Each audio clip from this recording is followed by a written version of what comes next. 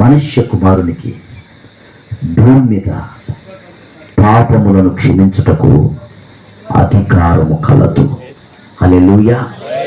ఎవరినన్నా చూడండి మీరు, నేను పాపములను క్షమిస్తా అనేటోని ఒక్కని బతకరాని.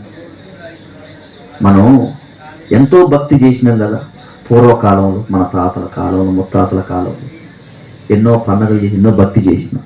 అలా ఒక్కడన్నా నేను పాపములను క్షమించే దేవుడు అని చెప్పినోడు ఎవడనుండా? ఎవడు? పాపములను క్షమించగల సామర్థ్యం కలిగిన వాడు, శక్తి కలిగిన వాడు యేసు ఒక్కడే. దేవునికి స్తోత్రం. ఆయన దేంట్లో స్పెషలిస్టో తెలుసా? పాపాలను క్షమించడంలో స్పెషలిస్ట్. అయ్యగారు ఎంత ఘోర పాపం ఆయన క్షమిస్తాడంటే అసలు ఆయన రక్తానికి పోని పాపం అంటూ ఏది లేదో. దేవునికి స్తోత్రం కలుగును గాక. కొన్ని సబ్బులు పెట్టి అంత రుద్దినా మురికిపోదు, కానీ నా యేసయ్య రక్తంతో నీ జన్మ పాపాలు, నీ కర్మ పాపాలు, నువ్వు చేసిన పాపాలు, నువ్వు చేస్తున్న పాపాలు, పొరపాటున చేయబోయే పాపాలు అన్నింటికీ క్షమాపణ ఉన్నది. దేవునికి స్తోత్రం. పసిపిల్ల